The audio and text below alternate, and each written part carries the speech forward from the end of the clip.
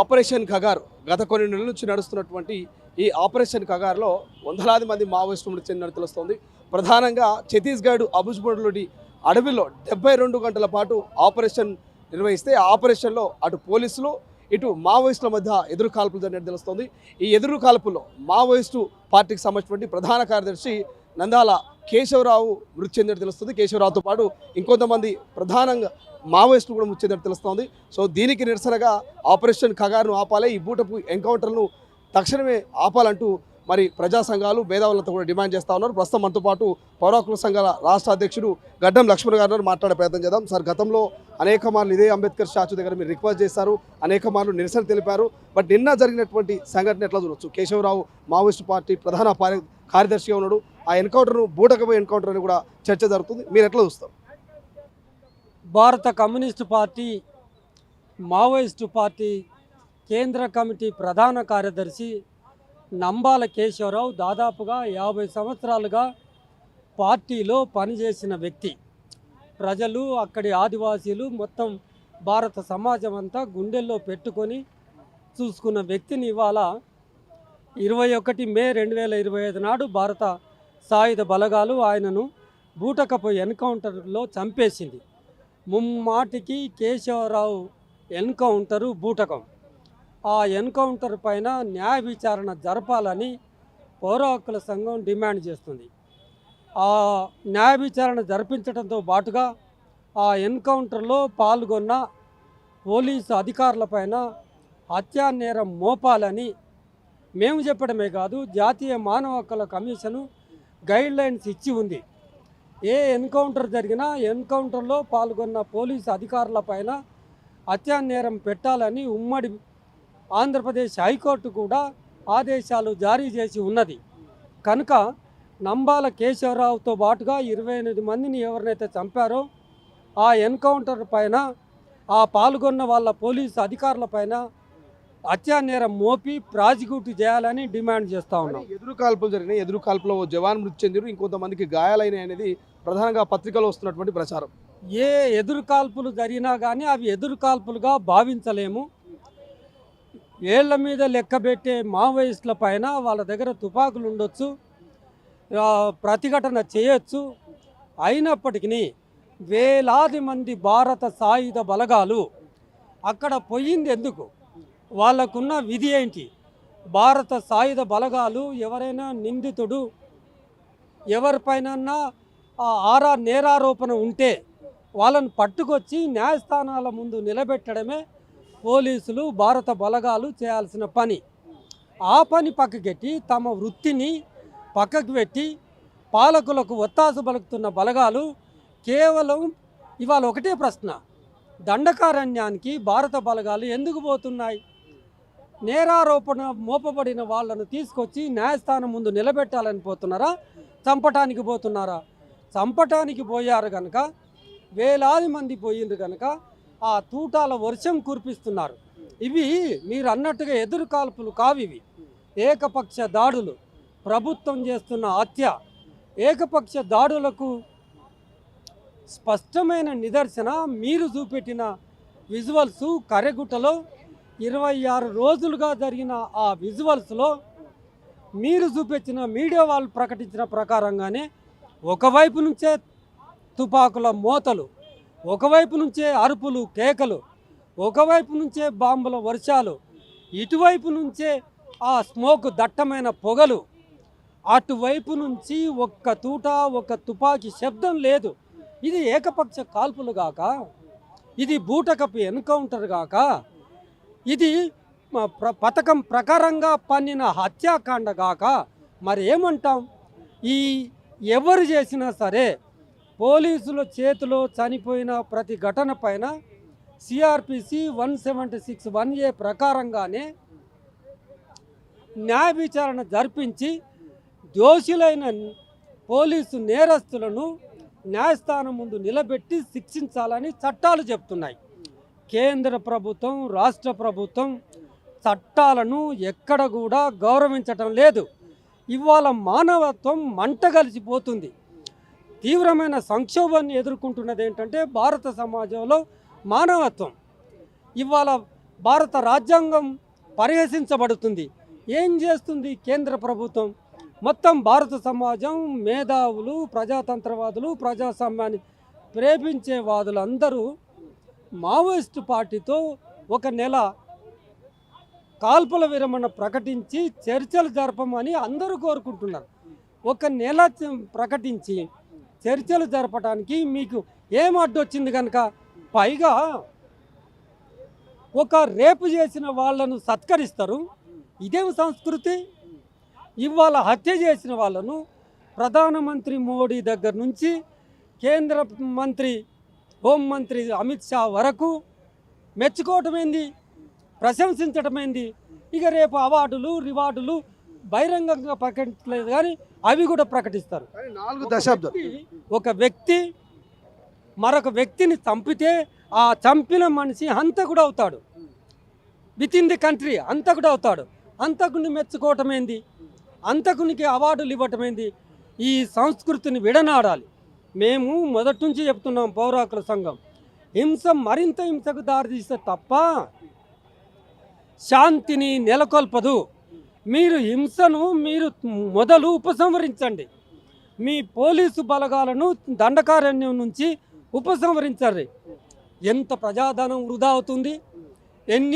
ఎంత పోలీసు బలగాలు అక్కడ 7 లక్షల బలగాలు ఉన్నాయని ఒక అంచనా.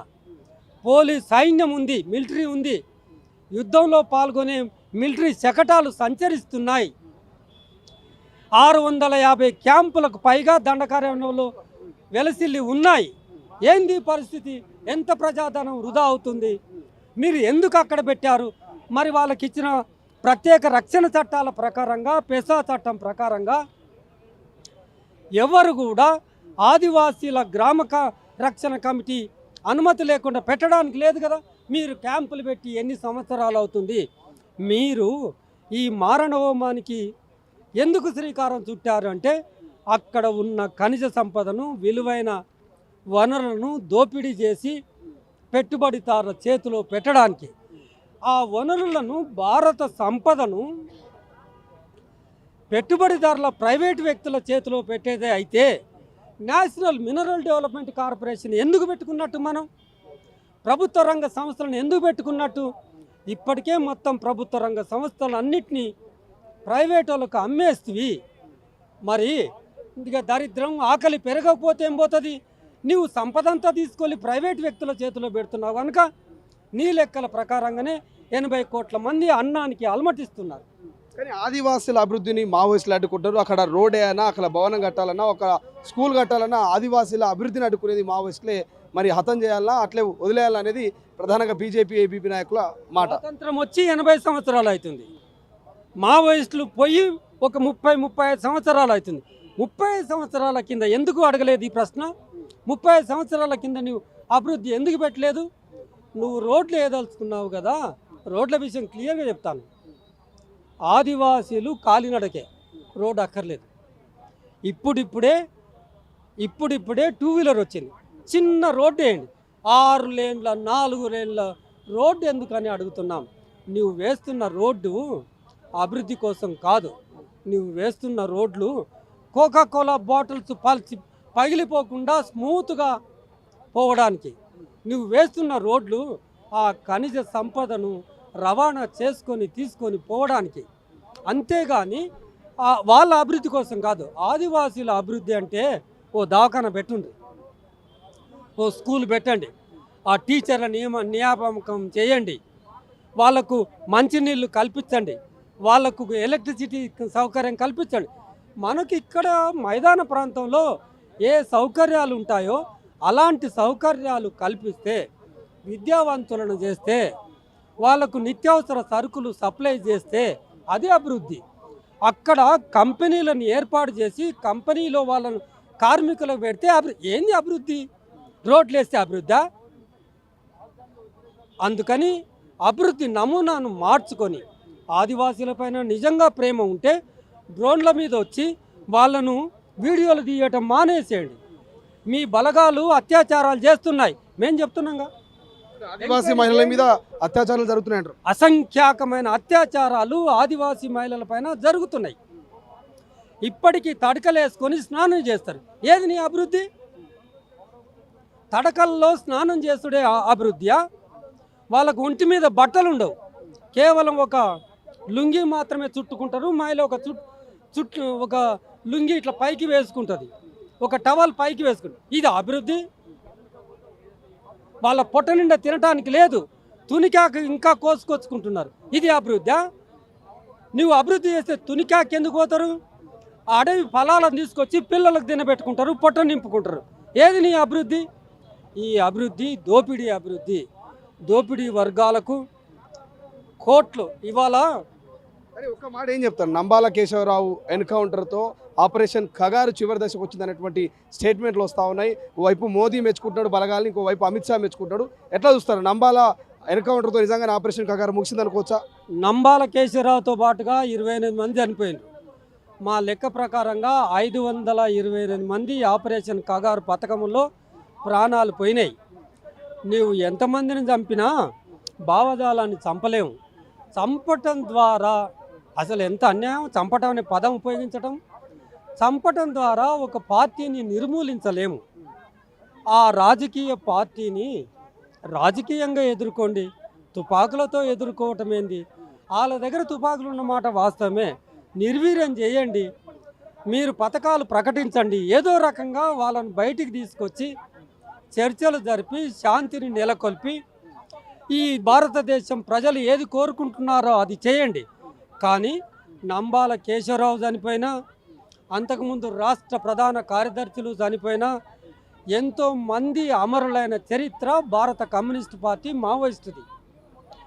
అక్కడ ఎన్ని నష్టాలు జరిగినా నిలబడతారు. ఎందుకు నిలబడతారు?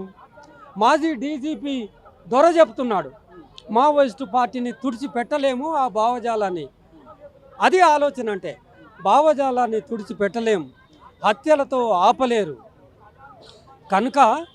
కనుక వాళ్ళు ఏం కోరుకుంటున్నారో అది ఒక ప్రజలు ఏర్పాటు చేసుకున్న పార్టీ. ప్రజల పక్షాన ఏ డిమాండ్లు పెట్టదలుచుకున్నారు మీరు అడగండి. పిలిచినాక ఆయుధాలు పక్కకెట్టమని అడగండి.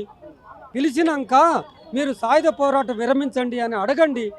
మీరు ఏం మాట్లాడుకుంటారో మాట్లాడండి, చర్చలకు సన్నద్ధం కాండి అని చెప్పి మేము డిమాండ్ చేస్తాం. మాటలో గడ్డం లక్ష్మణ్ గారు ఏం చెప్తారు? మాజీ డీజీపీ దొర అన్నట్టుగా మరి నిజంగానే మావోయిస్టు మూలాల్ని తుడిచిపెట్టే పని సాధ్యం కాదనుకోవచ్చా?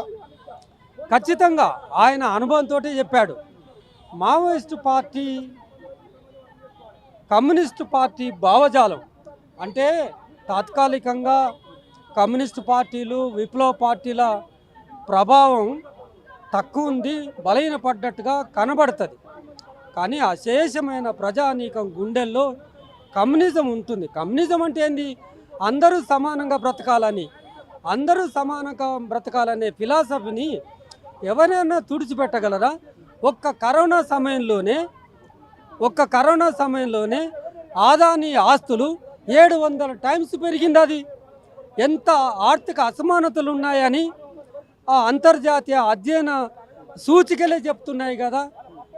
అంతర్జాతీయ సూచికలే ఆర్థిక అసమానతలు పెరిగిపోయిన భారతదేశంలో అని.